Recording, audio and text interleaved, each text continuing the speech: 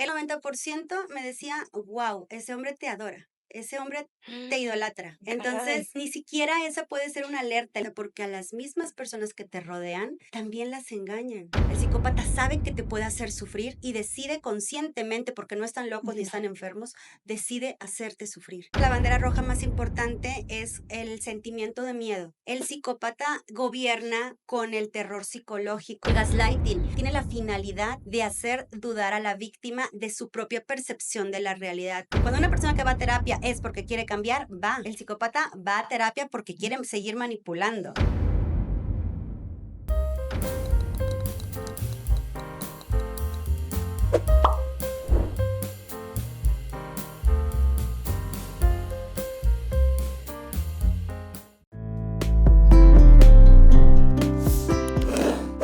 Jacún Flores presenta.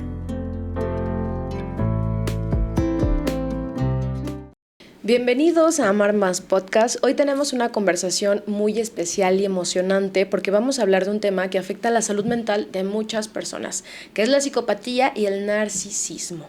Nuestra invitada de hoy es alguien que ha vivido de cerca esta experiencia de estar en una relación con un psicópata y que ha salido de esa situación más fuerte y más sabia. En este episodio vamos a hablar de cómo identificar a un psicópata o un narcisista, cómo protegernos de su manipulación y cómo sanar después de una relación tóxica.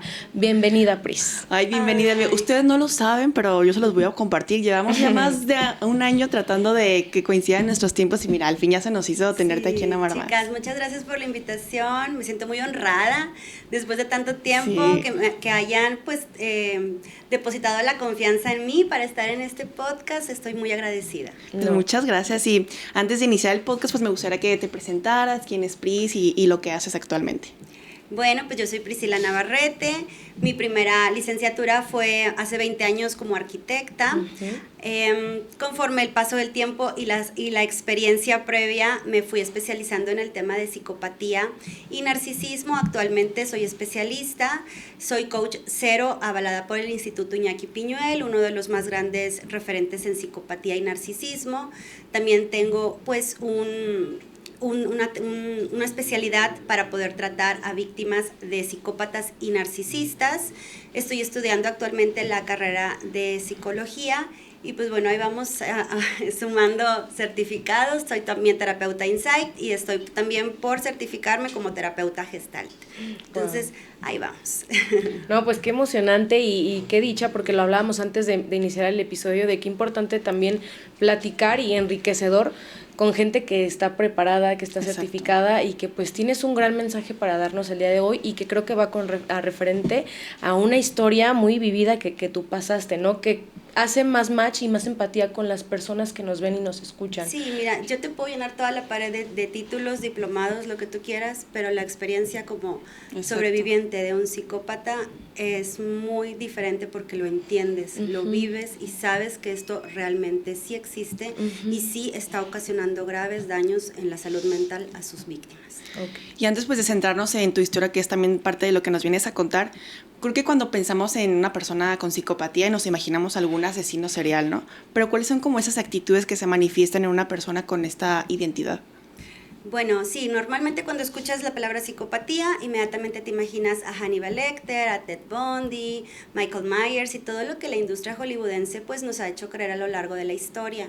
Sin embargo, en estudios pues digamos recientes, porque no tienen más de 30 años, se pudo encontrar al llamado psicópata cuello blanco, al psicópata integrado, al doméstico o al funcional.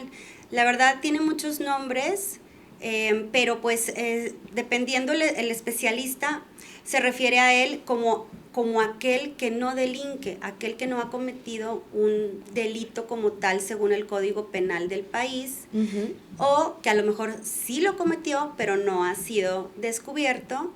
Sin embargo, el término psicopatía integrada está más dirigido a aquellas personas que a veces no tienen ni que tocarte un pelo, pero que sí te destruyen mentalmente. Hay una destrucción del alma. Ok, y si nos pudieras compartir en tu experiencia cómo fue esto, Me gustaría que nos platicara sobre tu historia, porque justo creo que saben disfrazarse muy bien, y muchas personas dirían, es que ¿por qué no te diste cuenta a tiempo si las señales eran claras? Pues obviamente tienen sus formas de manipulación y no son, a lo contrario que muchas personas pensarían que son muy obvios, pues tienen una forma muy inteligente de envolverte, ¿no? En tu caso, ¿cómo es que se dio? En mi caso, vamos a decir que de las personas que yo conozco, un 10% me dijeron cómo no te diste cuenta. El otro 90% me decía, wow, ese hombre te adora, ese hombre te idolatra, ese hombre eres todo para él. Entonces, ni siquiera esa puede ser una alerta, el que las otras personas te digan, ¿cómo no te diste cuenta? Porque a las mismas personas que te rodean, también las engañan. Y esta es una característica de la psicopatía, el encanto superficial, el poder de seducción y de manipulación que tienen para el entorno, y mucho más hacia la gente que está a tu alrededor, porque obviamente sabe que pueden alertarte de que estás en peligro. Entonces, pues también manipulan, convencen, seducen a las otras personas. Y cuando hablamos de psicopatía, ¿también hablamos de un narcisismo en conjunto, o no siempre van juntos siempre, o no siempre van juntos? Mucha gente dice que todo psicópata es narcisista, pero no todo narcisista es psicópata. Sin embargo, hablar de narcisismo es hablar de un trastorno de la personalidad, y este trastorno lo podemos encontrar en el manual de enfermedades psiquiátricas, en el DSM, y pues para diagnosticar narcisismo como tal se necesitaría un psiquiatra. Sin embargo, yo diría que todo psicópata tiene rasgos narcisistas, eso sí. Y una persona con este trastorno narcisista o con esta identidad en psicopatía, ¿se nace con este tipo de trastorno o identidad o se va creando conforme las vivencias de la infancia? Perdón, me perdí. Sí. ¿Narcisista o psicópata? Las dos, narcisista y una persona con psicopatía. Bueno, el psicópata tanto nace como se hace. Y en el narcisismo hay más estudios recientes en donde sí nos habla que es por aprendizaje y por cierto tipo de crianzas. Yo creo en el tema de la psicopatía que ambos, ¿no? Que tanto nacen como se hacen. ¿Por qué?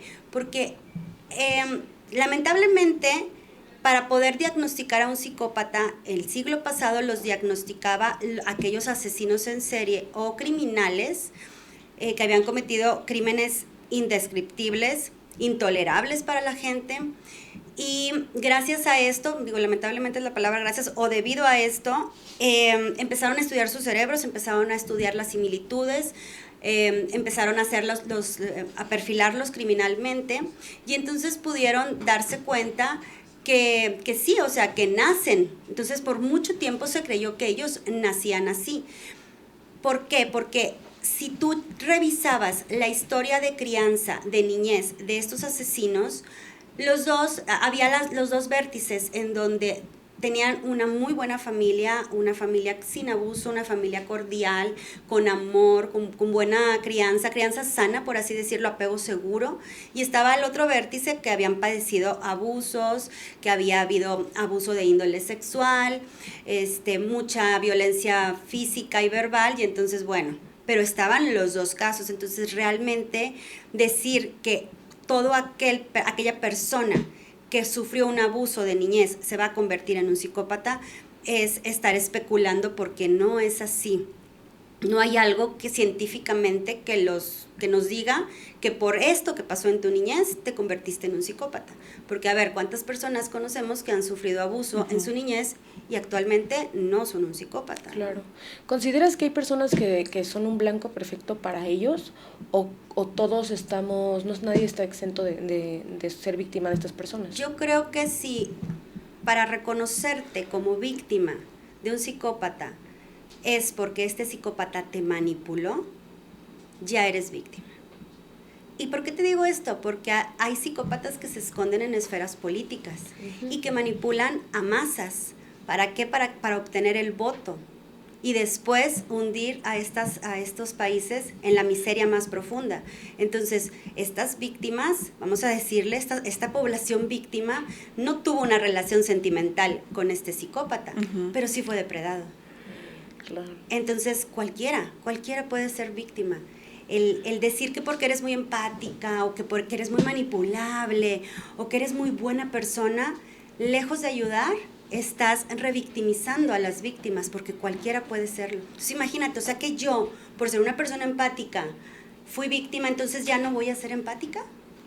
¿De qué se trata, no? Y fíjate, me gusta como que aclares esto porque yo sí había escuchado esta parte en la que, pues no sé, narcisistas o personas con psicopatía se fijaban en otras mujeres o hombres que tuvieran algo que les gustaría tener o que tuvieran como que ese brillo o esa empatía. Entonces, se me hace bien que lo aclares para que no sientas como una revictimización, ¿no? De que, ay, no, porque yo tuve esta parte de que tenía luz o soy una persona agradable o simpática, pues ya por eso se fijaban en mí, ¿no? Imagínate una persona que tiene una luz impresionante y que puede ayudar al prójimo o que puede hacer algo muy grandioso al mundo. No lo hagas porque si no vas a ser depredada por un psicópata, estás revictimizando. Exacto, es una carga muy fuerte. Le estás quitando el brillo, le estás quitando sus buenas capacidades a lo que vino a este mundo, ¿no? Exacto. Y en tu caso, ¿cómo es que esta persona se acercó a ti, te envolvió y en qué momento te diste cuenta que estabas siendo pues víctima de una persona así? Yo me di cuenta que era víctima hasta que salí de ahí. O sea, en el momento, o sea, las víctimas, imagínate que estás en una relación de abuso, uno no se da cuenta, uno cree que lo puede controlar, que lo puede llevar, que lo puedes tener bajo control. La palabra víctima para las víctimas, decimos, es una palabra muy fuerte. O sea, no me voy a morir. O sea, sí estoy mal, pero es como que nos podemos arreglar, no soy víctima. Yo veía marchas feministas o escuchaba casos y decía, no me identifico porque yo no me voy a morir. O sea, simplemente creo que tenemos que ponernos de acuerdo, llegar a alguna negociación. Creo que él no se da cuenta de que es importante atender a nuestros hijos, creo que es importante que él vea por los niños, pero le falta involucrarse más con los niños o en su rol de papá. Yo creo que como nunca se ha involucrado, entonces ahora que se va a involucrar va a entender muchas cosas. Y entonces una no se siente víctima. ¿Cómo me di cuenta que fui víctima? Hasta que supe del tema de la psicopatía y empecé a entender que existe el psicópata y existen sus víctimas. Y entonces ahí supe, yo fui víctima. ¿Y cómo comenzó? ¿Cómo comenzó la relación? Sí. La relación empezó con un bombardeo de amor intenso, muchas cartas, cartas no, eran mensajes, WhatsApps todo el tiempo, eran llamadas todo el tiempo, llamadas intensas y eran llamadas de muchos minutos. Entonces había veces que yo estaba trabajando y yo trabajaba en un lugar un local, una boutique, y entra, ya sabes, ¿no? Entra y sale gente y entonces él estaba siempre ahí como soldadito afuera. Imagínate, o sea, de todo el día en donde él puede estar pues trabajando, estaba ahí como soldadito y yo le decía, oye, vete a trabajar, porque entra y sale gente, o sea, no hay un momento en donde yo estoy sola, y él decía, no, yo aquí me espero. Entonces, ¿sabes? Fue un bombardeo muy intenso y en donde a primera vista lo que piensas es, este hombre está totalmente enamorado de mí, le gusto tanto que mira, pasa 24/7 aquí afuera, pues... Haciéndote guardia. No, y es que qué interesante que lo menciones, porque nosotras como mujeres, pues algo que nos caracteriza es que a nosotras nos encanta la atención, ¿no? Y en qué momento se puede cruzar esta línea de sobreinterés o de un bombardeo de amor justamente, y que nosotras caigamos en el de amiga, es que mira, no, es que se la pasa velándome afuera de mi trabajo. Ajá. Ay, no, qué padre que esté obsesionado contigo. Lo normalizas, ¿no? O sea, se puede llegar un poco como tú decías, que tenías 90% de personas que te decían, es que está loco por ti. Ajá, sí. ¡Feliz cumpleaños, amiga! Me gustaría regalarle algo. ¿Qué podría ser bueno? Ya sé, le voy a regalar unas flores de Yakun. ¡Está increíble la aplicación! No inventes, puedes enviar flores eternas a todo México. Hay entregas para el mismo día en Guadalajara y Puerto Vallarta. Tienen un gran catálogo. ¿Cuál le regalaré? Ya sé, estas. Ahora solo tengo que seleccionar el horario y la dirección. Listo, ya quedaron. Espero que le guste.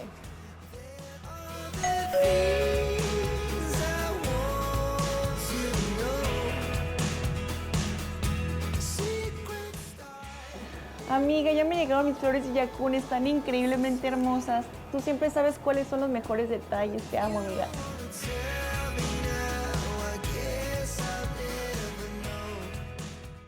Dicen que la belleza está en los pequeños detalles y creo que las flores son un gran ejemplo de eso. En Yakun Flores encuentras un montón de opciones que son increíbles y perfectas para cualquier ocasión, o incluso para ninguna, porque no necesitas un motivo especial para darte algo bonito. Solo entra a su app o a su página web y elige lo que más te guste y deja que las flores hablen por ti. A veces lo más simple es lo más especial. Y ahorita que dices, es que a las mujeres nos encanta la atención, no necesariamente. O sea, yo la verdad terminaba bomba de trabajar y yo me quería ir a mi casa, yo quería mi espacio, cosa que no se me permitía, porque ya tengo todo el tiempo aquí esperándote. ¿No crees que merezco tiempo de ti? Por supuesto, por supuesto. Pero me imagino como que estas frases, ¿no? Como, pues estoy aquí, llevo un ratote esperándote y, o sea, como que merezco que me tomes tiempo también a mí, que me des de tu tiempo, ¿no? Sí, claro, o sea, era el tipo de manipulación, pues para poder pasar más tiempo conmigo y así él estar muy al pendiente de tus rutinas, de tus horarios. Es que el psicópata en la fase inicial no es que te esté bombardeando de amor, está bombardeándote de estímulos sensoriales donde se despierta la dopamina, que es la hormona del placer, donde se despierta la serotonina, la hormona de la tranquilidad, donde se despierta el cortisol, el estrés, la adrenalina. Ellos juegan mucho con la adrenalina y la dopamina, y una serie de liberación hormonal que las personas comunes no nos damos cuenta que no es amor. Es un bombardeo, y el bombardeo es una manipulación porque una persona debe de ser individual, debe de ser autónoma. Entonces tú tienes tu trabajo, yo tengo mi trabajo, y en un tiempo en donde podamos encontrar un tiempo para vernos, pues genial, ¿no? Yo quería llegar a mi casa y descansar después de trabajar todo el día. Yo tenía un hijo chico en ese momento, él ahorita ya tiene 16, ya está peladote. Y yo lo que quería era llegar a mi casa a verlo, atenderlo, a ver qué pasó con las tareas y todo esto. Entonces, realmente era el tema de, te quiero decir que sí, me voy contigo a cenar, pero también me quiero tener mi propia vida, ¿sabes? Pero estuvo todo el tiempo esperándome, que era así como... Y entonces ahí empieza el juego de las víctimas de no poder poner límites. Y entonces el tema de los límites, cuando una víctima sale de una relación con un psicópata integrado, es lo más difícil, porque están acostumbradas a que su voluntad no tiene validez, y entonces todos le pasan por encima. ¿Y cómo es que comienza esta parte en la que no te das cuenta, o en qué momento que ya no puedes poner límites con esta persona? ¿Cómo es que te empieza a envolver o a manipular? Porque el trauma es gradual, el trauma es por goteo. Cuando estamos vinculados con un psicópata, las víctimas suelen salir de estos circuitos psicopáticos con un trastorno de estrés postraumático. El trastorno de estrés postraumático originalmente se reconoció mundialmente porque los soldados que venían de las guerras de Vietnam y de la Segunda Guerra Mundial llegaban con la mirada de las 100 yardas. ¿Han escuchado esa mirada? Sí. Entonces, los psiquiatras en ese momento encontraron este trastorno y ya fue tipificado en el DSM, y actualmente están viendo víctimas de psicópatas que durante la relación y saliendo de la relación tienen esta mirada de las 100 yardas. Entonces, el tema del trastorno de estrés postraumático ha dado para que la sintomatología sea identificada de la misma manera con estas víctimas de psicópatas, y que salen igual, con temor, con pavor, con sentimiento de hipervigilancia. Sientes que te vienen persiguiendo, este sentimiento que te sudan las manos, pesadillas, en donde puede caer en sintomatología de paranoicas. Entonces, este trauma, fíjate, los soldados es un trauma porque estaban en la guerra, es una guerra y constantemente estás alerta de no morir.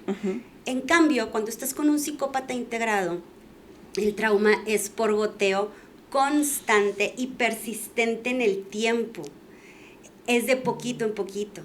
Un día te trato bien, otro día bombardeo, otro día gaslighting, otro día te digo hasta de lo que te vas a morir, otro día te amenazo, otro día te vuelvo a tratar bien, y el trauma va de poquito en poquito y es imperceptible para la víctima.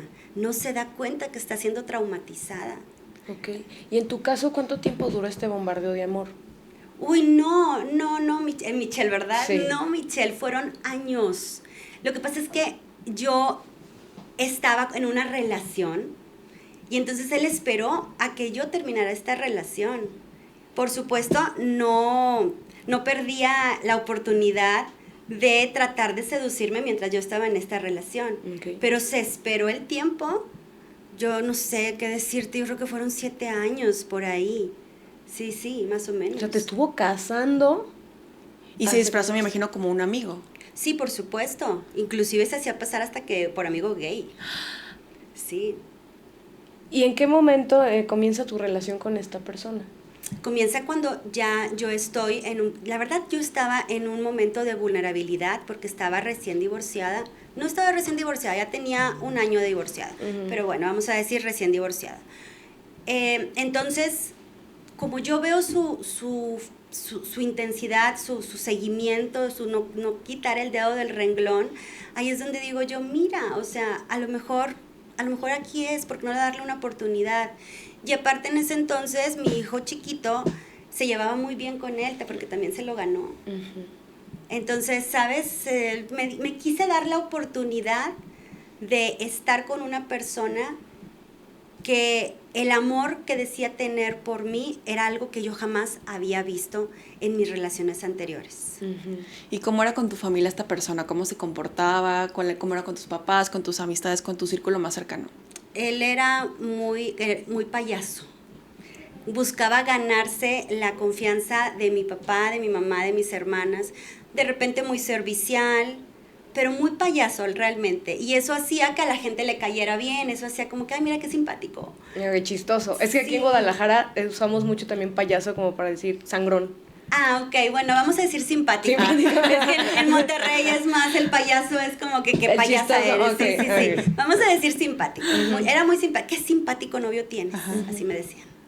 Ok, ¿y cuándo fue el momento o la primer señal que ahora ves que fue de alerta totalmente dentro de tu relación, pero que en el momento claro que no lo viste?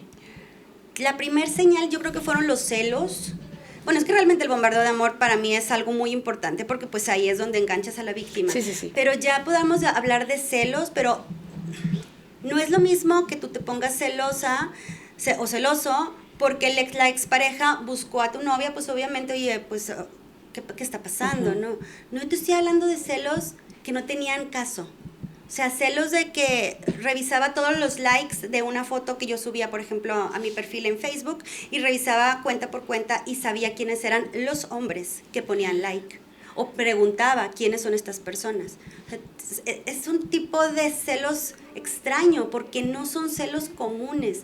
Es el control disfrazado de celos.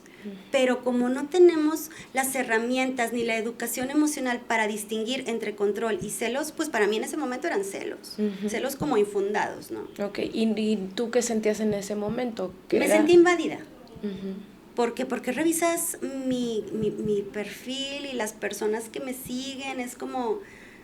Porque aparte buscaba la manera de socializar con mis amistades. O sea, ¿cómo les mandaba mensaje? Sí, o les pedía solicitud para ser amigos. Entonces, estas mismas personas que aceptaban su solicitud, pues obvio, era mi novio, eran las que replicaban esta narrativa de este hombre te adora. Sí, claro, quiere estar más cerca que nunca. Y ahí está el maquiavelismo, ahí está la planeación detrás del bombardeo de amor. En la fase inicial, el psicópata está estudiando a su víctima. El psicópata está invirtiendo y puede invertir tiempo, regalos, dinero, esfuerzo, contactos, lo que le resulte benéfico para conocer más a la víctima.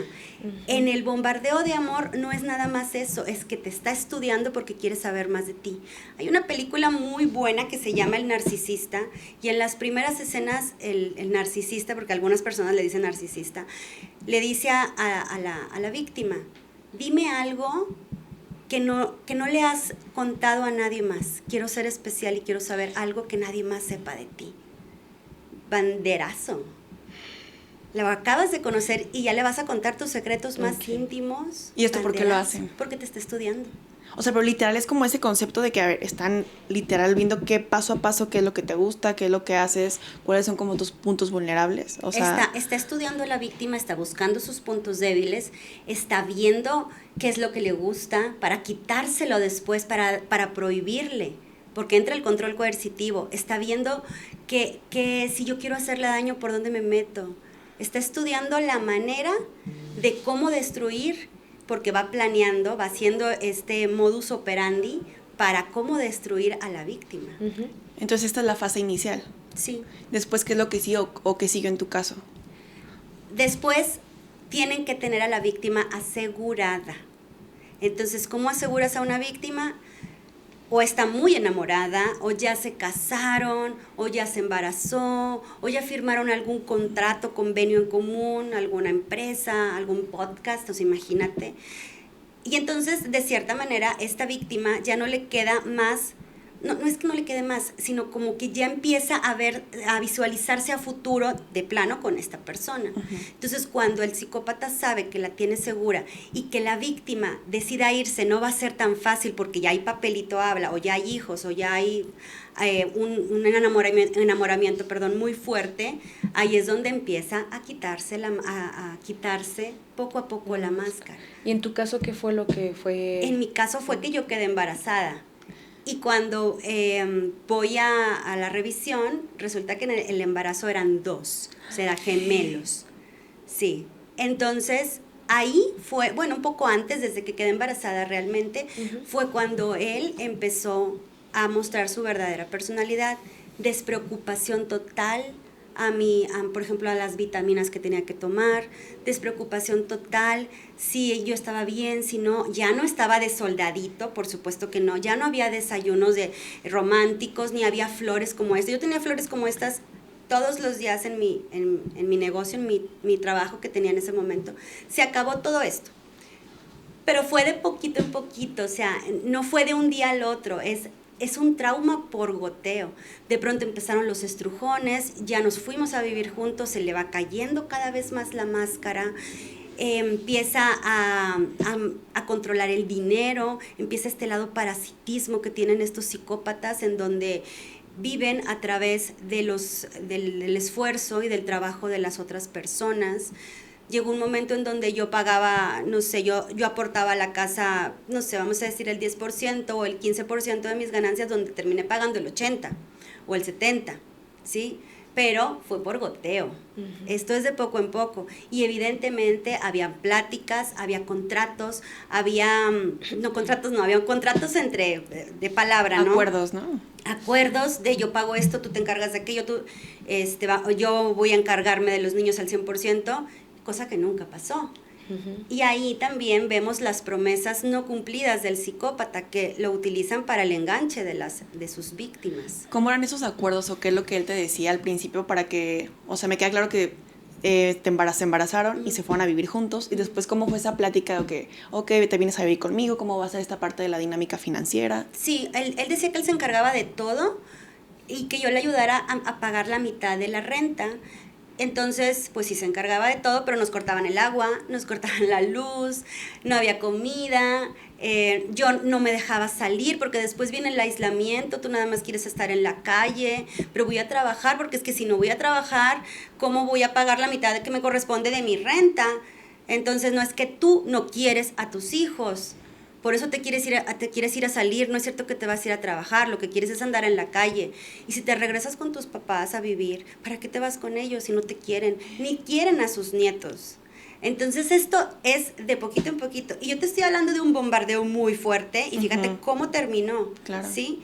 Cuando nacen los niños, ya que ya no estoy embarazada y que ya no tiene que tener tantos cuidados, entre comillas, porque eso sí, me alimentaba como vaca en engorda. ¿Por qué? Porque él sabía que si esos niños no nacían, yo agarraba mis cosas y me iba. Me tenía en vaca en engorda. Y aún así, chicas, yo pesaba 50 kilos con 2 gemelos de 2 kilos en mi cuerpo. Nacen estos niños y yo a las 2 semanas pesaba 40 kilos. Ahorita mi peso es de 48, 49 kilos. O sea, te tenía prácticamente pues en los huesos. Me tenía antes. atemorizada, pavorizada, porque aparte era tienen que nacer bien los niños, estaba obsesionado con que nacieran. ¿Y qué piensas tú? Claro, es que quiere que sus hijos, quiere que nazcan bien. Claro, lo que pasa es que tampoco quería pagar los extras del hospital, porque si se iban a incubadora, ustedes saben, Claro. yo terminé pagando este parto con mi seguro de gastos médicos y el extra porque casi estuve a punto de generar la eclampsia. Estuve en preeclampsia Ok. posparto derivada del abuso. ¿Qué es la falta de placenta o algo así? ¿O? No, es la presión arterial muy alta. Ok. La tenía casi en 200, fluctuaba entre 180 a 200 por Ah, ok, ahí. ok. Estaba yo con los aparatos estos donde te tienen conectada. Enfrente de mí estaba todo el estrado de las enfermeras. Me tenían enfrente de las enfermeras, era la única, los demás estaban en su cubículo. Y yo nada más veía a las enfermeras, digo, yo sé que la gente que nos escucha en Spotify no ven, pero las enfermeras volteaban a escribir en sus notas, pero levantaban la mirada hacia mí todo el momento, estaba de abajo arriba. Y entonces uno de los doctores le digo, es que yo me siento bien, ¿por qué no me mandan a cuarto? Porque estamos esperando a que te convulsiones en cualquier momento. Sí. Tan crítico. No puedes tener esta presión y sentirte bien. Le digo, es que yo me siento bien. Entonces, te traigo tu celular para que te distraigas. Bueno, ya después de varios medicamentos que me inyectaron, pues ya a las horas me dieron de alta, me dieron el cuarto. Los niños, gracias a Dios, súper bien, nacieron bien. O sea, comía demasiado, entonces yo creo que valió la pena para que estos niños nacieran bien, aunque posteriormente la niña se le diagnosticó un soplo en el corazón y tiene ahí una cardiopatía importante, cosa que esta persona pues nunca quiso hacerse cargo, ¿no? Entonces el día que yo me haga cargo de esta cardiopatía que tiene mi hija, pues los gastos van a tener que correr por mí misma. Uh-huh. ¿Y cuáles eran estas emociones que pasaban por ti? O sea, porque tú dices, ¿no? Que fue todo poco a poco, el que te iba quitando atenciones, que te iba quitando obsequios, etcétera, etcétera. Pero supongo que también en ti, pues fue como que este choque de, pues no me lo está quitando todo, pero no me está dando como antes. ¿Qué sucedía en tu mente en ese aspecto? Lo que pasa es que él hablaba mucho de, encárgate tú de todo y yo te voy a conseguir una casa, porque rentábamos una casa. Perdón.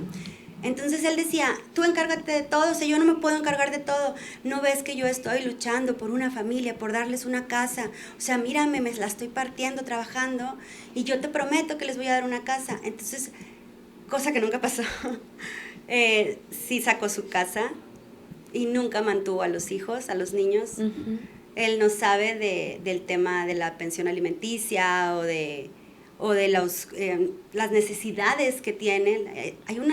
El psicópata tiene una deshumanización hacia el otro, no le importa, hay una falta de empatía. El ser más vulnerable en el planeta son los niños. E independientemente de la problemática que tú tengas con tu pareja, cuando hay hijos de por medio, primero son los hijos. Y aquí va para ambos, porque no lo hemos dicho. El psicópata puede ser mujer y puede ser hombre. Y cuando la psicópata es mujer, se empecina con los niños. Y estos niños tienen derecho de ver, convivir, de estar con un padre que se ha responsabilizado y ha demostrado ser buen padre. Y el contrario con las mujeres, cuando la contraparte, el otro padre, nunca dio pensión, ¿dónde está la empatía? ¿Dónde está la empatía de esta madre que no deja que sus hijos convivan con un buen padre? ¿Dónde está la empatía de este padre que no da pensión alimenticia y que no le importa si estos niños comen o no comen? Que no sabe y no le importa si la mujer está trabajando y le alcanza para sustentar a estos niños. Ahí está lo más importante, que es la falta de empatía. Y la falta de empatía con psicópatas hacia sus hijos es lo más cruel que puedes ver, porque está la violencia vicaria. Y la forma más grave en que se representa la violencia vicaria es el asesinato a estos mismos hijos como herramienta para hacer sufrir a la madre o al padre empático. Ujú. Y quisiera hacer una pausa importante porque lo platicábamos fuera del podcast, que era como o lo que se sabe del estudio del cerebro, de lo que sucede en los psicópatas, ¿no? Ya tú nos compartías que sí existen cosas diferentes a un cerebro de una persona que no tiene este trastorno, ¿no? ¿Lo podrías compartir? Pues mira, es muy técnico y yo no soy neuróloga, Sí, claro. pero en los estudios lo que nos han arrojado es que el psicópata, a ver, estos estudios están hechos en psicópatas criminales. Está el integrado del que yo te estoy hablando, Sí. y está el criminal, que a veces son asesinos en serie o que son criminales, Sí. punto. Entonces, con estos mismos psicópatas criminales en cárceles especialistas han revisado estos cerebros. Entonces se han dado cuenta de la falta de materia gris. La materia gris es la que recubre el encéfalo, que es donde el encéfalo es en donde tenemos nuestras reacciones más instintivas, es donde tenemos el cerebro reptiliano, es lo primero que se forma, y es este cerebro en donde inconscientemente, ahorita tú pestañeas, estamos respirando, estamos haciendo todo aquello que no controlas, o sea, simplemente Es automáticamente. es automático. Y ahí mismo se generan los impulsos en este encéfalo, es donde disparan. Entonces está el encéfalo, que es la parte primitiva, y lo recubre la materia gris. Esta materia gris está asociada con la empatía y en estudios se ha demostrado que ciertos psicópatas criminales carecen de el porcentaje de materia gris. Esto que les estoy diciendo no es determinista. O sea, no quiere decir que todo aquel que tenga características psicópatas tiene menos materia gris, o que todos los psicópatas tengan menos materia gris. Es lo que han arrojado ciertos estudios. No hay un determinismo científico como tal. Y la verdad es que no hay estudios en psicópatas integrados. También se pudo homologar que el tamaño de la amígdala cerebral, que es donde tenemos nuestro centro de control de emociones, no sentimientos, está más reducida milimétricamente en los psicópatas. Entonces esto hace que sean un poco más impulsivos, porque menos materia gris, y luego pasan al sistema límbico, que es donde está la amígdala. La amígdala filtra la emoción de la furia, del enojo, del impulso, y después está el neocórtex prefrontal, que es la última parte que se desarrolla en el ser humano. Y aquí es donde tenemos personas que no pueden controlar este impulso, que tienen intolerancia a los impedimentos, intolerancia a la frustración, que esto se desarrolla en la niñez. Por eso hablo mucho de la importancia de la crianza efectiva y sana, ¿no? Sí. Eficaz sobre todo. Entonces, la amígdala manda dispara, mata, enójate, dile hasta de lo que se va a morir, pero el neocórtex prefrontal, que es la última parte, y donde están los lóbulos frontales, que es aquí, en esta parte de aquí, es la que detiene, y es donde tenemos la inteligencia emocional. Entonces los psicópatas carecen de esto. Por eso dicen que suelen ser más impulsivos. Sin embargo, el psicópata integrado se le caracteriza porque es más maquiavélico. Y lo podemos ver en gobernantes, lo podemos ver en aquellas personas que a ojos vistos han cometido graves y terribles actos y nunca se les imputó penalmente. Y ahorita que hablas acerca de la falta de empatía, o sea, quiere decir que si tienen hijos o pareja, pues obviamente ellos no tienen este sentimiento de amor. O lo sienten, o cómo es para ellos sentirse enamorados o sentir que aman a otra persona. ¿Qué es para ti el amor? Para mí es cuidar a la persona. Cuidado, ajá, ¿qué más? Valorarlo a la persona. Valoración, ajá. Detalles. ¿Qué es para ti el amor? Yo creo que como un sentimiento incondicional Respeto. hacia una persona, exacto, la admiración, el respeto, que pues, conforman muchas otras cosas, pero en pocas palabras creo que es eso. El amor es una decisión, chicas. Y en esta decisión tienes que tener consciente en tiempo, espacio y forma que está implicado el respeto de la otra persona. Está implicada la comunicación sana y eficaz. Está implicada la confianza y muy importante la aceptación. Porque nosotros como seres humanos, a lo largo de nuestra vida, vamos sufriendo, bueno, vamos viviendo más bien, vamos viviendo cambios. Tú no eres la misma que a los 15 años, claro. ni de los 35, ni de los 50, ni de los 80, te lo puedo asegurar. Una persona que te quiere te va a aceptar con todos estos cambios que tú vas a tener, ¿sí? Y el amor, te voy a dar una definición que me parece increíble del amor.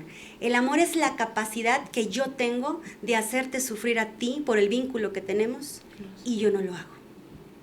Y el psicópata se lo pasa por el arco del triunfo, chicas. Entonces, si me preguntas que si el psicópata ama, el psicópata no ama. El psicópata sabe que te puede hacer sufrir y decide conscientemente, porque no están locos ni están enfermos, decide hacerte sufrir. Y aparte, hay estudios que dicen que gozan. Está el Schadenfreude, que en alemán quiere decir el goce del sufrimiento ajeno. Es decir, hay un goce interno en donde, gracias a su egocentrismo desmedido que tienen, gozan de que gracias a él o a ella, tú estás sufriendo. Y, oye, ¿y se puede, por ejemplo, en el caso de un psicópata ya a un grado en el que ya es un asesino, etcétera, pues obviamente delinque y puede ser ahora sí que juzgado, ¿no? Ahora sí que por un crimen o lo que sea, pero en el caso de una persona que es un psicópata integrado como el que pasaste tú, ¿puede llegar a la cárcel? Sí, comete delitos, claro que sí. Pero si es claro que causa un daño, tú lo decías, ¿no? O sea, no puede haber como un parámetro en el cual se decida, hizo un daño emocional irreparable a una persona, etcétera, que pueda llevarlo a ser juzgado. Del 100% de los feminicidios, solo se resuelven el 10%. ¿Tú crees que se va a resolver el que alguien te violente psicológicamente? ¿Crees que se está trabajando para eso? Creo que primero se tiene que trabajar el problema de base que son los feminicidios en México, y creo que se tiene que visibilizar y dar conciencia de que existen estas personalidades para así poder ayudar, porque el Estado no te está ayudando. Si yo sufro un feminicidio o un asesinato en manos de este tipo, voy a hacer una estadística. Sí. Tendría que haber mucha mediación social, mucho movimiento. Realmente así es como se resuelven los casos, y a veces nada más lo hacen por encima porque a los pocos años los absuelven. Entonces realmente creo que el tema de concientizar y que la gente sepa que existe la psicopatía integrada detrás de un abusador, violentador, es más importante en este momento para que la víctima tome el valor de salirse de ahí. Sí. Porque si estamos esperando que las autoridades hagan su trabajo, pues nos van a pasar otros 100 años, chicas. No, y tienes toda la razón, ¿no? En cultivar en las personas esta educación y darles las herramientas para que entiendan que lo que viven no es normal. Y si tú pudieras, antes de que nos contaras cómo es que saliste de ahí, ¿cuáles son estas, no sé, si podamos siquiera nombrarlas en 5 cosas que son unas alertas increíbles para que te puedas dimensionar siquiera que estás con una persona así? ¿Cuáles serían? Yo creo que la bandera, a mi punto de vista, la bandera roja más importante es el sentimiento de miedo. El psicópata gobierna con el terror psicológico, tanto el uno como el otro. Es psicópata, o sea, no estoy hablando de un payaso. Es psicópata, entonces tiene que haber el miedo de por medio. Las víctimas salen de ahí atemorizadas, las víctimas salen de ahí con un trastorno de estrés postraumático. Si esta persona sientes que no le puedes decir que no, que a todo le tienes que decir que sí porque te sientes amenazada y hay un temor inexplicable que únicamente se despierta con esa persona, para mí es la bandera roja más importante. En segundo lugar, pondría el aislamiento, y es que no hay no hay persona más fácil de manipular que alguien que está en aislamiento. Alguien que está aislada sin su red de apoyo, sin sus amistades, puedes hacer con ella muchas cosas. Y eso lo vemos en los secuestros. Claro. Y hace poco vimos un caso, lo tenemos el caso en las noticias, ¿no? De lo que pasa cuando están estas personas secuestradas en estos lugares espantosos, ¿no? Otra bandera roja, pues es evidentemente este bombardeo de amor, pero chicas, es intenso, o sea, no confundamos la conquista. Una cosa es que una persona te quiera conquistar y que vaya de poco en poco, que te quiera conocer, pero no estudiar. Entonces, es de poquito en poquito, ¿no? Okay. El tema del control. No confundamos los celos con el control. El psicópata gobierna con el control coercitivo y es revisar tus redes sociales, dame tu contraseña, qué vas a hacer a esta hora, dame todo lo que vas a hacer. Que no hay una reciprocidad, que no hay, esta bandera roja es importante. La relación con un psicópata integrado no es bilateral, es unilateral, es decir, que solamente él tiene los derechos, a él le tienes que tener la confianza. Y en cambio, él a ti no te tiene confianza, todo el tiempo está dudando de ti, ¿sabes? Okay. Y existe este gaslighting, que es otra bandera roja. ¿Qué es el gaslighting? Tiene la finalidad de hacer dudar a la víctima de su propia percepción de la realidad. Es decir, ahí no dejaste tu celular, no es cierto, eso no pasó. Eso que viste en mi celular, te estás volviendo loca, no es cierto. El gaslighting es un mecanismo de defensa para no afrontar la responsabilidad y culpabilidad que tiene el psicópata. El psicópata, una de sus características es que no siente remordimiento ni culpa. Entonces, como no es capaz de sentirse culpable, deposita la culpa en la otra persona. Entonces, imagínate, la víctima con este sentimiento de miedo, súmale la culpa, imagínate cómo está todo el tiempo, está en sentimiento de alerta. Al cerebro no le gusta sufrir. El cerebro lo que busca es este mecanismo de supervivencia todo el tiempo. Entonces, existen 4 mecanismos de supervivencia cuando tú te sientes en peligro. Uno es el huir, pero a veces no puedes huir porque hay un secuestro emocional. Otra es el pelear, pero ¿cómo vas a pelear? Si en el caso de que el hombre sea la víctima, ¿cómo le vas a pegar a una mujer? Y en el caso de que la mujer sea la víctima, ¿cómo le vas a pegar a alguien que te dobla la estatura y la asimetría? Pues es muy diferente. Sí. La siguiente es la paralización, es decir, quedarte paralizado, inmóvil, del mismo miedo que te acongoja, ¿no? Y la cuarta y más recientemente reconocida es la complacencia. Y es cuando la víctima ya decide mejor empezar a complacer y a perder su autonomía, a perder fuerza de su propia voluntad, decisiones y forma de pensar. Y es justamente eso en lo que me llama la atención, ¿no? Que cuando una persona sufre, por ejemplo, el gaslighting, ya no tienes esta credibilidad en ti, ya no sabes en qué creer, cuáles son estas consecuencias después de vivir todo este tipo de situaciones como el gaslighting en una víctima de una persona con psicopatía. Sí, el gaslighting definitivamente se ve amenazada la percepción de tu realidad, porque es que si durante cierto tiempo y con trauma por goteo, porque el gaslighting, o sea, no es que todo el tiempo te esté haciendo, o sea, ninguna persona en su sano juicio va a estar con una persona que constantemente la está maltratando. Es intermitente, ¿no? Y es por goteo, y esto hace, el gaslighting se atraviesa en el refuerzo intermitente para, a ver, eso que pasó no pasó, te estás volviendo loco, yo te trato bien, mira, te traje un ramo de flores. Eso que te dije no te lo dije así, lo entendiste mal. Y entonces en este refuerzo intermitente donde te trató mal, en el gaslighting lo atraviesa y te dice, yo no te dije eso. Uh-huh. Y el cerebro no se equivoca, sabe el cerebro inconscientemente que se está generando un trauma. Uh-huh. Y hay maneras en las que el cerebro se protege, ¿cierto? Sí, o sea, hablamos también lo hemos escuchado en algunos otros testimonios de narcisismo donde entra la disonancia cognitiva. La disonancia cognitiva es esta capacidad, la no capacidad, o conscientemente, uh-huh. Consciente, porque inconsciente es un poco complicado, uh-huh. De no querer ver a la persona como realmente es tener dos representaciones de lo que esta persona es. O sea, vas de una y te vas de la otra. No es que sí es bien bueno porque mira, me trajo un ramo de flores y porque les trajo de comer a mis hijos, pero es que también ayer me golpeó, pero es que también ayer me dijo que yo no valía nada, pero es que también me dijo que yo era una 4 letras, pero me trajo flores. Entonces tienes dos representaciones de cómo es la otra persona. Sí. Y la disonancia cognitiva, lo más peligroso es que cuando la víctima logra salir de ahí, esta disonancia es cuando más se evidencia, uh-huh. Porque bajo este sentimiento de culpabilidad, que la culpa es lo primero que se trata en terapia y lo último que se termina de tratar, porque el sentimiento de culpa es muy fuerte, bajo este sentimiento de culpa, empieza a pensar que tal vez ella fue la que tuvo la culpa de lo que pasó.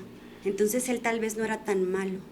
Claro, como me recuerda mucho, no sé si todos lo vimos, pero la película de Romper el Círculo, Sí. Ajá. en que creo que es como una representación muy, muy adecuada a cómo es que se disfraza la violencia, ¿no? Cómo puede llegar Del círculo de violencia, ¿no? De que te hago daño, luego te trato bien. Sí, pero más que eso, lo que a mí me pareció muy interesante de la película es cómo plasman esta idea en donde, por ejemplo, él se pone furioso porque saca como una bandeja de galletas o no sé qué está horneando y le pega, ¿no? Porque ella quiso ayudarlo.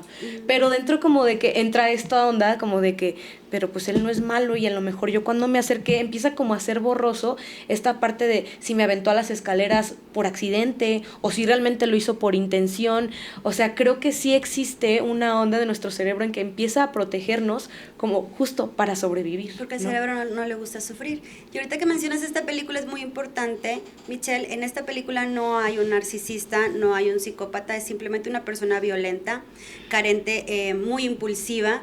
E incluso en el libro que yo me lo chuté, en el libro él no quería entablar una relación con ella porque él sabía y era consciente de estos impulsos, la estaba tratando de proteger. Entonces, ahí había empatía. Entonces, es diferente. Sí, es bueno dar a conocer a las mujeres el círculo de violencia, porque sí podemos ver gaslighting, sí podemos ver cómo la víctima tiene esta disonancia cognitiva, y cómo cerrar este círculo, cómo romper el círculo, pero en este caso específico de la película no entra en la descripción. Y creo que en la película, creo que sí es de un poco diferente al libro, ¿no? Porque no recuerdo que en la película hubiera como esto de que él no quisiera entablar una relación con ella. Al principio no, pero después ya no quería terminar la relación. Okay. Pero mira, yo te voy a decir una cosa. Hace poquito escuché un podcast de una neuróloga especialista también en psicopatía, y ella decía que a su consulta llegan muchas víctimas diciendo, es que mi ex es un psicópata, y es que mi ex no sé qué me hizo. Y ella les preguntó, que buenísima pregunta, bueno, ok, es un psicópata, pero ¿ya se fue o te sigue y está ahí detrás de ti? Esta pregunta es muy importante porque el psicópata siempre vuelve. El psicópata está ahí siempre al acecho detrás de ti. Al psicópata se le caracteriza por tener a sus víctimas como cadáveres en el armario. Pero ¿por qué hacen esto? O sea, ¿qué es lo que buscan esas personas? Si ya terminó la relación, ya te fuiste, ya a lo mejor tú sanaste, tienes otra pareja, ¿qué es lo que ellos esperan? ¿O cómo es esta parte de estar al pendiente de la otra persona? ¿Cómo lo hacen? Te quiero explicar esto, pero necesito explicarte algo que debí de haberles explicado desde un inicio.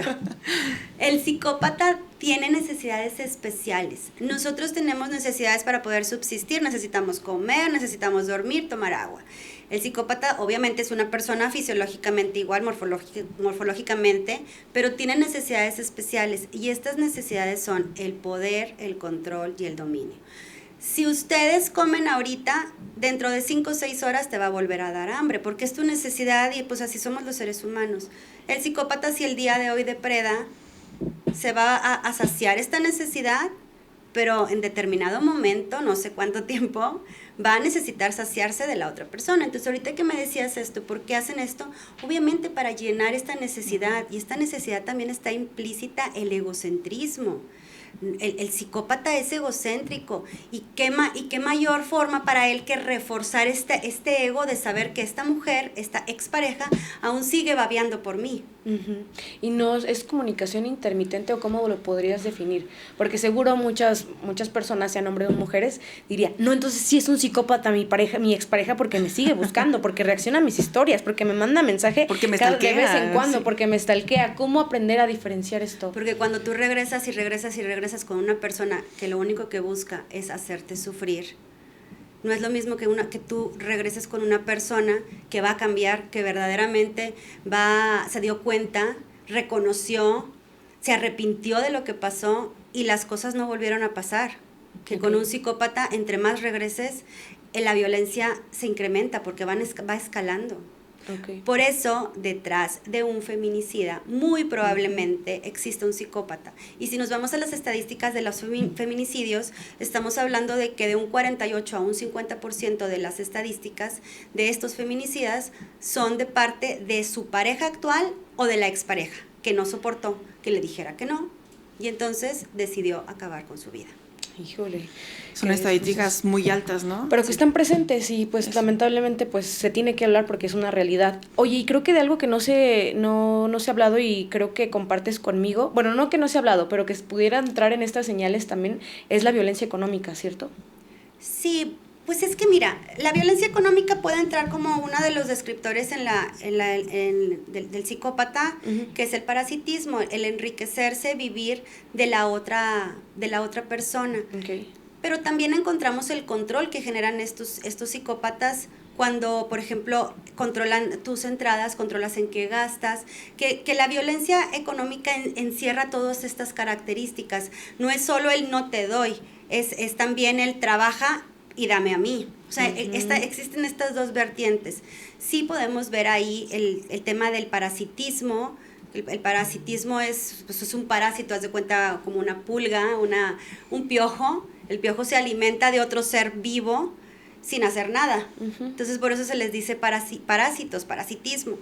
Y esto es lo que muchos psicópatas buscan. Y también podemos ver en psicópatas que cometen fraudes a gran escala, como estos que les comentaba al inicio de la plática, el psicópata de cuello blanco, en donde se caracterizan por estar en altos mandos o grandes esferas de estas empresas, por ejemplo, en bolsa de valores y todo esto, y que hay un fraude que estos cometen sin sentir empatía, sin ponerse en el lugar del otro, sin remordimiento, sin culpa. Entonces ahí hay un tipo de violencia económica, y esta violencia la puedes ver representada también en pareja, ¿no?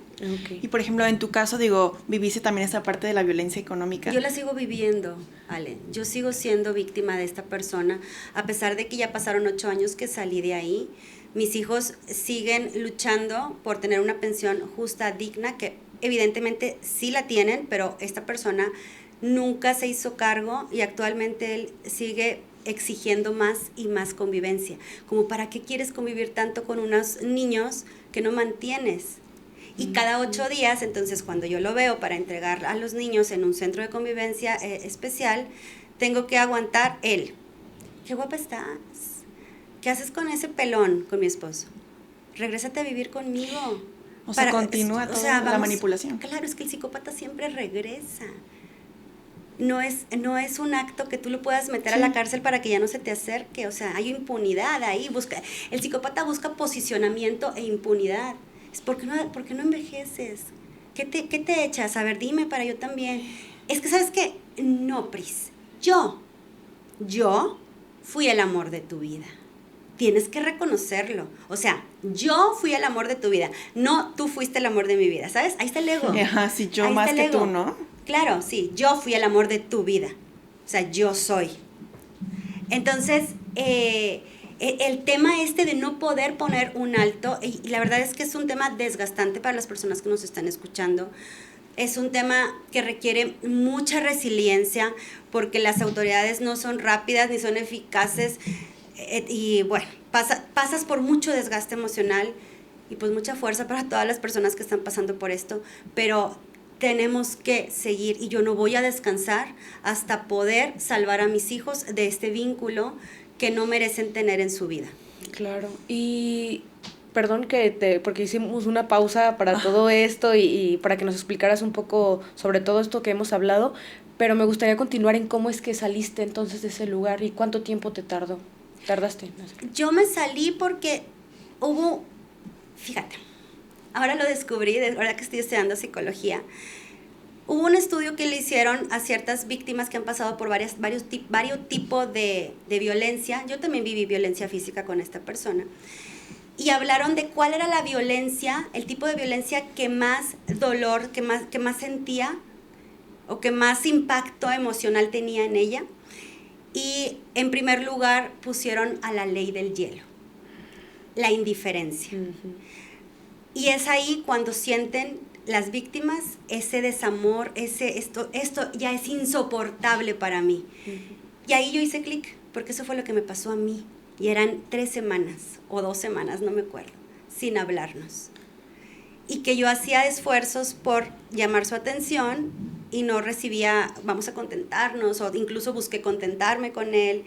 Y luego otra vez al día siguiente se volvió a pelear y me dejaba de hablar. Entonces, esta indiferencia, y ahorita hice clic cuando me dijeron esto en la carrera, en clases, y sí, esto fue lo que a mí me dijo, esta persona no te ama, o sea, ni siquiera con los golpes, ni siquiera con el maltrato emocional, no. Fue gracias a que dejamos de hablar mucho tiempo, en donde éramos desconocidos viviendo en la misma casa. Y entonces empiezo a hablar a mi red de apoyo, empiezo a hablar a amigas, tienes que hacer esto, habla acá, es que tengo miedo, es que dice que si me voy, los niños se quedan con él, que me vaya yo. Entonces tienes que hablar a violencia doméstica. Entonces hablo, consigo el teléfono de violencia intrafamiliar, llegan a la casa, el tipo empieza a aventar, si se quiere ir que se vaya, y entonces empieza a aventar la ropa, ganchos, y empiezan así por la escalera. Entonces me decía ahí la trabajadora social, me decía, señora, aproveche, agarre sus cosas y vámonos. Y entonces ya dije, pues me voy sin nada, vámonos. Y cuando quise agarrar las llaves para irme en mi camioneta, pues resulta que las llaves ya no estaban ahí. Y me empezó a amenazar que si yo me iba, pues me olvidaba de que yo tenía un negocio, que me iba a ir muy mal. Empezaron muchas amenazas, y como no encontraba las llaves, en esas llaves estaban las llaves de mi negocio, y pues no sabía qué hacer. Entonces llegó mi mamá, en paz descanse mamita, para ayudarme, y entonces me decían, señora, tenemos que irnos, o sea, los bienes materiales se recuperan, y yo, haz de cuenta que entré como muy borrosa, no podía tomar una decisión certera. Entonces lo que hice fue, ¿saben qué? No me voy. Entonces se fue mi mamá, se fue todo. Dije, voy a esperar a que se distraiga este tipo. Agarró mis llaves, que me las escondió. Yo no sé dónde las dejaste. Bueno, ahí está el gaslighting. Sí. Cuando consigo que me las devuelva, las tenía como en un saco como el que traigo de él, en el closet de escondidas. Ahí estaban mis llaves. Cuando consigo que me las devuelva, ese mismo día, en una que se distrajo, agarro mis cosas, agarro mis niños que todavía no caminaban bien, y vámonos. Y entonces, donde me meto a la camioneta, el tipo abre el cofre de la camioneta y empieza a reventar cables y fusibles y así. Entonces agarra un bote de agua como y se lo vacía. Yo no soy mecánica, no sé de esto, pero él me dijo, y ni se te ocurra prenderla porque se va a descomponer peor. Entonces ahí exploté, ahí se cuenta que ya no pude, le hablo a mi papá llorando y le digo, papá, ahora sí necesito tu ayuda, por favor, ven a ayudarme. Mi papá llegó con 2 patrullas, con granadera, no pudieron hacer nada para llevárselo, me sacaron a mí y a mis hijos con ropa, pude sacar cosas porque la policía me estaba respaldando, ¿verdad? Se oyó raro eso, pero no pudieron llevárselo a él. Entonces me depositan en casa de mis papás y me dicen, usted tiene que denunciar, y chicas, tenemos que denunciar. Exacto, porque después, si esta persona comete ahora sí un delito, porque no sabemos si el integrado puede llegar a cometer un delito, y se convierte en un psicópata delictivo o forense, no hay antecedentes. O sea, si la próxima víctima comete algún delito mucho peor, no hay antecedentes para esta persona. Entonces, hagamos un bien a la humanidad y denuncien cuando realmente hay un delito. Y es que justamente este tema creo que es importante, ¿no? La parte de alzar la voz, porque a lo mejor como que dicen, no, es que si denuncio pues vemos que no pasa nada, pero qué bueno que hagas este énfasis en que tiene que haber un antecedente de lo que hizo esta persona. Es que la denuncia sí es para ti, pero también es para las próximas. Uh-huh. Y yo me pongo en el lugar de las próximas y digo, no, o sea, que se sepa que si le llega a pasar algo a esta persona, a esta nueva víctima, que sepa que esta persona también tiene antecedentes y que ya el Estado de cierta manera sepa que esta persona es un feminicida en potencia. Claro. ¿Y esta persona después de que metiste la denuncia, te buscó? ¿Qué fue lo que hizo? ¿Cuál fue su actitud? Él seguía insistiendo, llegó a la casa de mis papás con una churumbela, la churumbela que yo siempre le pedí. Siguió insistiendo, pero llegó un momento en donde yo tuve un punto de inflexión en donde dije, ya no más, o sea, todo el mundo pensaba que yo me iba a regresar, porque ya me había regresado varias veces, ya me había ido, nunca me había ido con policía. Entonces llegó un momento en donde dije, a ver, nadie me diga más nada, ya no me bombardeen de información. Yo ya tomé una decisión. Es difícil, sí, pero ya la tomé, no me voy a regresar. Sin embargo, pues es el papá de mis hijos, ¿sabes? Uh-huh. Entonces, para llegar al punto en donde mis hijos también están en peligro, es cuando se vino la pandemia, me especializo en psicopatía y me doy cuenta que no quieren a nadie, ni a sus hijos. ¿Y ahorita cómo va este proceso con él? O sea, ¿sigue igual la denuncia? Dices que no te quiere dar, no se quiere hacer responsable y no te quiere dar la pensión alimenticia. Ajá, es correcto. Pero fíjate, más que todo no es el dinero, Ale, es el tema de proteger a los niños, ¿sabes? Es el tema de no tengo las herramientas suficientes como para decir que esta persona es un peligro y que mis hijos corren peligro. Entonces, ¿qué hay que hacer? Apegarte del delito que sí es comprobable, ¿no? Que es el de como deudor alimenticio. ¿Y convive con tus hijos o me imagino que no, verdad? Él es el tío que los saca a pasear cada 8 días, les compra paletas, dulces y ya, váyanse con su mamá. Uh-huh. Oye, ¿y cómo has lidiado porque me imagino que no es fácil estar, como tú lo mencionabas, como en este secuestro emocional donde hay tantas emociones, tantos choques, ¿no?, mentales de todo lo que vivías? ¿Cómo fue salir de ahí emocionalmente? Sabes que a mí lo que más me ayudó fue especializarme en psicopatía, estudiar psicopatía. ¿Pero cuánto tiempo te llevó eso, a iniciar ese proceso? Yo me salgo en el 2018 y en el 2020 sí yo tenía dudas, que yo creo que, o sea, dudas en la cuestión de la parentalidad, porque yo ya sentimentalmente no. Okay. Cuando me doy cuenta cómo funcionan, cómo es la estructura psíquica, la descripción de un psicópata, ahí digo, necesito salvar a mis hijos, uh-huh. ¿Sí? Y no me cabe duda de que pues esta persona no es una buena persona para mis hijos.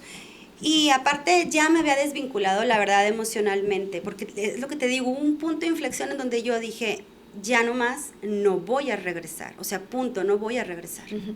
Y es que te lo pregunto porque en este caso tú tuviste una fuerza mayor que son tus hijos, ¿no? Uh-huh. Pero muchas relaciones, te lo digo porque nosotros hemos experimentado a través de conversaciones con amigas que viven esto sin tener hijos, uh-huh. y que a veces lamentablemente su misma persona no les puede. Entonces cuando terminan una relación así, ellas empiezan, como vivieron en este secuestro emocional tanto tiempo, empiezan a preguntarse si en realidad ellas fueron las culpables, si ellas distorsionaron su realidad, si el bueno a lo mejor sí era él, pero él va a cambiar, o sea, se vienen todos estos pensamientos. Todo esto es terapia, yo en terapia tengo pacientes que están solteras y que llegan con disonancia cognitiva, no tuvieron hijos, uh-huh. Llegan con disonancia cognitiva y lo que hacemos en terapia es volver a aterrizar a la persona, recordarle, porque obviamente hay un expediente, recordarle, ¿te acuerdas que viviste esto? ¿Recuerdas cómo funciona el psicópata? ¿Qué te parece si sacamos un checklist de cómo es el psicópata? Y tú me dices si sí o si no. Y me das ejemplos de cómo lo viviste. Y al final, ¿qué tal si te doy una calificación y tú misma calificas si estás o estuviste con un psicópata? Y entonces esta disonancia empieza a disminuir. Oh, okay. Y así es como podemos atender víctimas. Y también creo que es súper importante, ¿no? Esta parte de cómo recuperas tu amor propio después de tanta devaluación que hay de tu autoestima, de tu físico. Digo, porque tengo amigas, ¿no?, que pasaron por alguna situación así y es muy difícil el volverte a reconstruir como mujer, como persona, a volverte a sentir valiosa y que eres importante. Primero tienes que entrar en terapia, o sea, la terapia sí. Es sí o sí. ¿Cómo recuperas amor propio en terapia? O sea, en terapia vas a trabajar todas tus debilidades, tus capacidades positivas, tus defectos, tus virtudes, los vas a poner en la mesa, te vas a dar cuenta de lo valiosa que eres, de las capacidades positivas y buenas que tienes para ofrecerle al otro, y vas a darte cuenta, pero tienes que psicoeducarte primero, ¿no? Te tienes que dar cuenta que estuviste con un psicópata. No puedes entrar en terapia buscando amor, reforzar este amor propio si no tienes la previa psicoeducación de que fuiste víctima de un psicópata y cómo funciona el psicópata. ¿Por qué? Porque si tú ya estás consciente de que estás con un psicópata y no pones contacto cero, de nada va a servir trabajar en tu amor propio, porque en 2 segundos que rompas el contacto cero y que este hombre o persona te vuelva a volver a violentar, vas a perder el camino que recorriste en el amor propio. Entonces, el amor propio yo le llamo un tratamiento. Sí. Haz de cuenta que tú estás en terapia psiquiátrica, te detectaron, vamos a decir, depresión, tienes que tomar estos ansiolíticos, tienes que tomar estos medicamentos, porque si no, ¿por cuánto tiempo? No lo sé, pero lo tienes que seguir tomando hasta que, no sé, hasta que veamos una recuperación. Bueno, el contacto cero es exactamente igual, pero es de por vida. El contacto cero es por toda la vida, y cero redes sociales, cero comunicación, cero escuchar audios viejos, cero revisar cuál es la nueva víctima, cero contestar llamadas. Es que me habla de otro número, es lo que me dicen mucho. Escucha su voz y cuelgas. Pero a veces escucho la voz, cuelgo y me pongo nervioso, por supuesto. Ahí está el trastorno de estrés postraumático, está el vínculo, por supuesto. Pero imagínate que rompes ese contacto cero. Es como si no te tomaras el medicamento para la depresión por un tiempo. Vuelves a caer, pero te vuelves a levantar. Sí. Y te voy a decir una cosa, en cuestión de la psicopatía, cualquiera puede caer, pero levantarse es obligatorio. ¿Y qué le dirías a todas esas personas, mujeres y hombres quizá, porque como tú bien lo mencionas, también hay mujeres psicópatas, ¿no? Que a lo mejor están viendo este podcast y se sienten identificadas con tu historia? Yo creo que a estas personas, pues lo primero que pudiera decirles es que lamento mucho que estés pasando por esta situación. No lo mereces, no hay nada en ti que haya provocado este abuso, que es importante la psicoeducación, que es importante que sepas que la psicopatía integrada existe, que también pudiste ser víctima de un narcisista, pero que lo más importante es que sepas que tú y solamente tú tienes el poder de cambiar tu vida. El psicópata y el narcisista, chicas, no cambia. La única persona que cambia es la víctima. Y si tú como víctima tienes hijos con esta persona, estos hijos también van a ser destruidos en su alma y van a tener un secuestro emocional que lo van a perpetuar o que lo van a vivir el resto de su vida. Entonces, ¿qué te puedo yo decir a ti? Conviértete en héroe de tu propia vida, y si tienes hijos, de tus propios hijos. Sal de ahí. Sí se puede. Pide ayuda. Lo principal es pedir ayuda. ¿A quién? A tus familiares. Si no tienes familiares, hay redes sociales, puedes escribir, puedes pedir terapia. Hay muchas personas que sí pueden ayudarte, y muy importante es que sepas que no estás sola, que no eres la única, que detrás de tantos casos que he escuchado te puedo decir que esto ya se está haciendo una pandemia. Entonces son muchísimas las víctimas de psicópatas, y así como muchas de estas han logrado salir de este vínculo psicopático, tú también lo vas a hacer.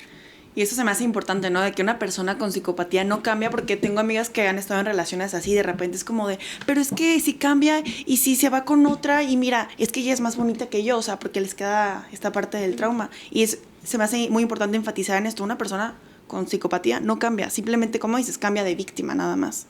Si tú eres una persona extrovertida, ¿te puedes convertir en una persona introvertida o viceversa? No. Es una personalidad, ya lo tienes. Sí.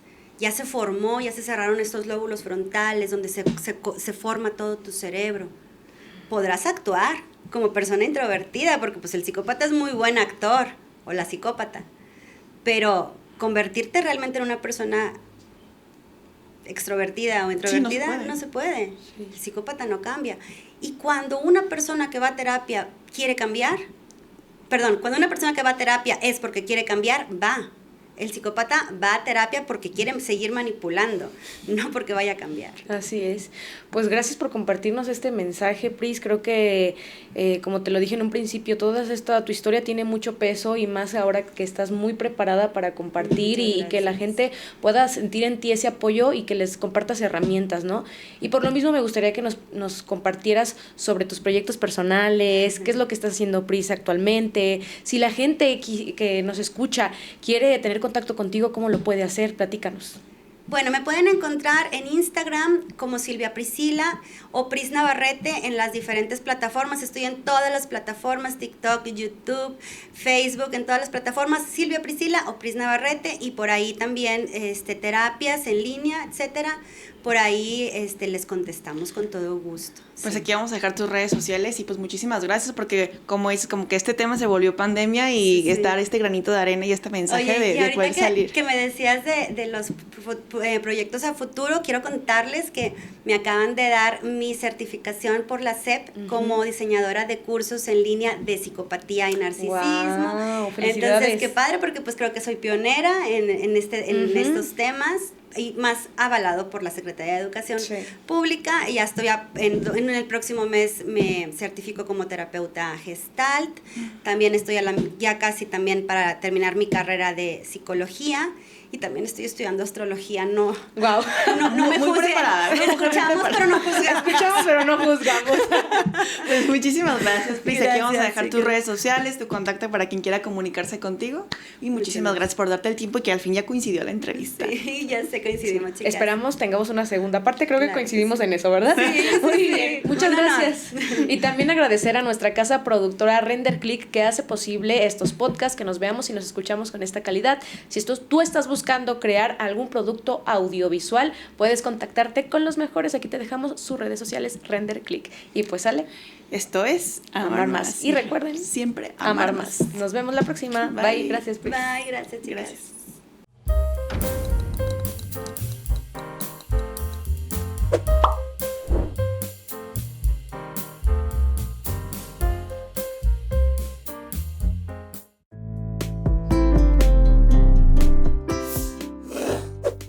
Yakun Flores presentó